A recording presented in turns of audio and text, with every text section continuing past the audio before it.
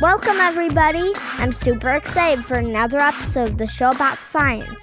This is the first part of a two-part episode that was recorded at an event called Coal+Ice in San Francisco. Come on, everybody. The show's about to get started. So let's join the audience and meet our first guest, Captain Don Walsh. Hello, everyone. Welcome to today's live episode of the show about science. This is your host, Nate. I'm so happy to be here at Coal+Ice. I've been here in San Francisco all week, and it's been amazing. On Tuesday, I got to see Al Gore talk about climate change on this very stage. Now that's one tough act to follow. And on Monday, I got to interview David Brashears. He took these amazing photos of Mount Everest at the very highest point in the world. So to keep it interesting, I thought today I would talk to someone who's been to the lowest point in the world. Please welcome Captain Don Walsh.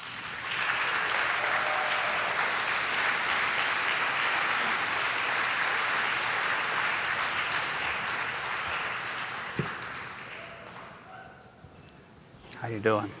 I'm doing good. How are you? Fine, thank you. What are we going to talk about? So, first, can you tell our listeners a little bit about yourself? I was born in Berkeley, across the bay. I grew up in the Bay Area, and then I joined the Navy in 1948, and I was in the Navy for 25 years. I was in submarines. After the Navy, I was on faculty, University of Southern California, where I was Dean of Marine Programs. And then after that, I became a consultant. Do you know the definition of a consultant? No. What is the definition of consultant? When you ask a consultant what time it is, he tells you how to make a watch. Because we get paid by the hour. Okay, so can you just tell me... They don't laugh at my jokes all the time. My wife's the same way. So can you just tell me what it was like going to the bottom of the world, the Mariana Trench? Well, during my time in the Navy, I had the opportunity to be selected to be the first captain, if you will, of the bathyscaphe Trieste.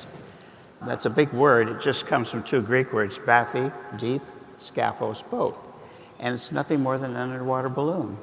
So in 1960, we took it to the island of Guam, in the Western Pacific, because Guam is only 200 miles from the deepest place in the ocean. And we, in January 1960, took the bathyscaphe. Jacques Piccard, myself, dove to the sea floor there at depth of about 7 miles. And that's the deepest place in the world ocean. And then 52 years later, James Cameron, you know who he is, the movie producer, he made a dive in a submersible he designed just by one person. And I was on that expedition too, so I actually been out there twice when people have gone. Only 3 people in the world have ever gone to the deepest place in the ocean. You were one of them. I was one of the 3, and then my colleague, Jacques Piccard, passed on in November 2009, so just 2 of us alive. So, how did you feel when the ship just touched the ground? Mm-hmm. Well, I think we were very grateful that we had taken this device, engineered it, modified it, operated it, and we told everybody that's what we were going to do, and we did it. We did it on time and on budget. So we're pretty proud of our team for making this exploration.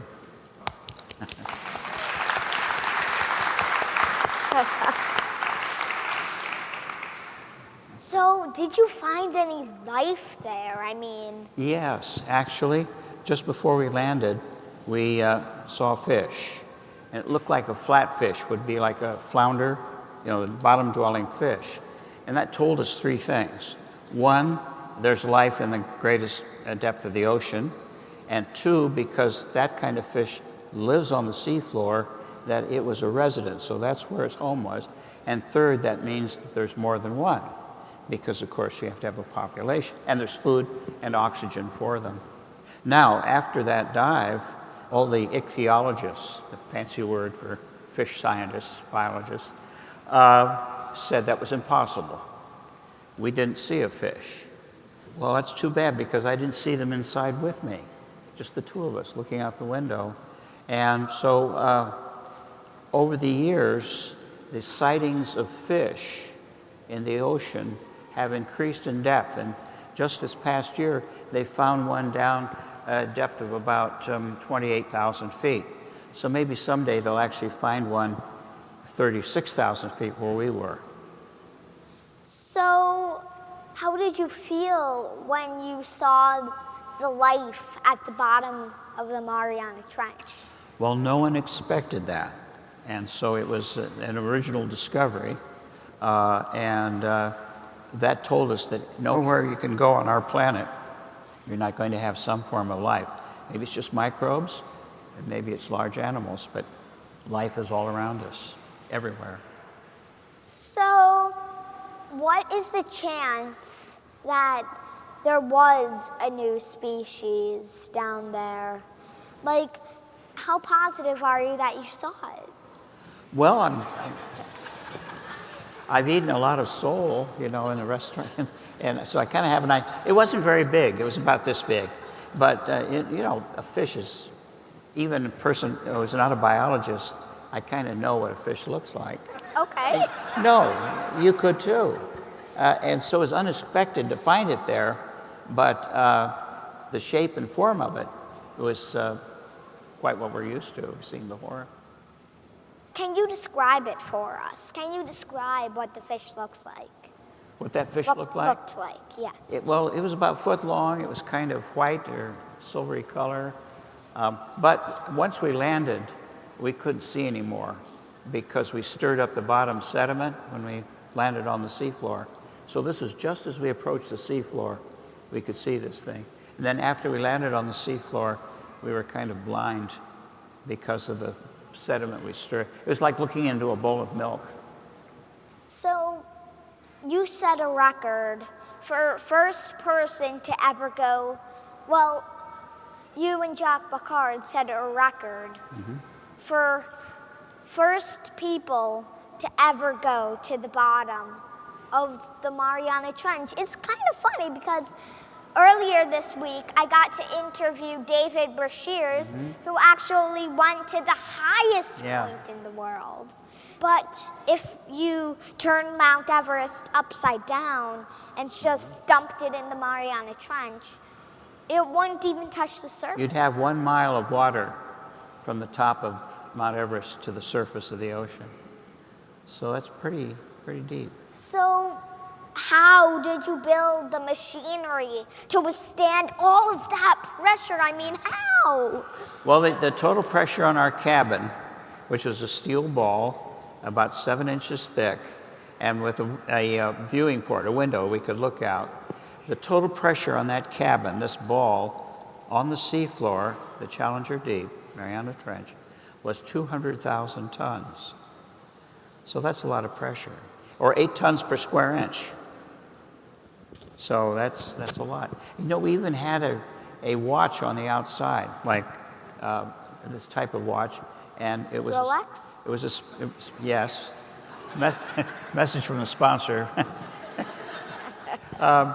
No, but they engineered a very special watch, and it rode on the outside of the bathyscaphe and went all the way to the seafloor, 8 tons per square inch, and came back up and still working. So, like, you're into the ocean. Like, how have you seen the ocean change? And how should future generations expect to see it change? Well, first of all, you don't exactly see the oceans changing as something like a television or movie. You just observe certain trends. For example, with the oceans warming up, the oceans are getting more acidic, more acid. And when that happens, the shellfish, they build their shells from calcium they extract from seawater. And with a more acidic ocean, that slows down. So that harms the coral reefs, it harms the mussels, the shellfish, oysters, and clams, and things of this sort. And so that is damaging marine life in the sea with a warming seawater. And also, water expands when it's warm, so you get sea level rise. Then you also get sea level rise because of the melting of the ice caps in Greenland and the Antarctic. So you said that you went to the Antarctic. Yeah. And Antarctic or Arctic? I have done 40 expeditions in the Arctic and 40 in the Antarctic. Okay. And then Did I you have see any meteorites? Way off topic, but. Well, I know how they find them in the Antarctic, because the meteorites are very dark, and being black colored, they absorb solar energy, warmth, and so they tend to melt a sort of a flat dish in the snowpack, and so you can really see these. And that's a place where the people that study meteorites go down there to make these collections, because there's so many that can be collected in the Antarctic, because you can see them. I'm going. There you go. But, you've probably seen the numbers of how many tons of space dust fall on our planet every day, but we just can't see it very well. I'd like to thank you so much for being on the show. Thank you. There you have it, folks. Thanks a lot. There you have it, folks. The show about science is complete. When we come back, we'll be here with Sylvia Earle. That's right. On part 2 of this episode of the show about science, we'll meet oceanographer Dr. Sylvia Earle. You definitely won't want to miss that interview. A very special thank you to Captain Don Walsh, Tom Corwin, Marlene Saritzky, and everyone else at Coal+Ice. You were all incredible. And thanks to everyone who came out to see the show. Our theme music was composed by Dan, Jeff, and Teresa Brooks. Okay, Dad, you can shut the recording off. For the newest episodes of the show about science, download the Pin app or go to pinna.fm/promo.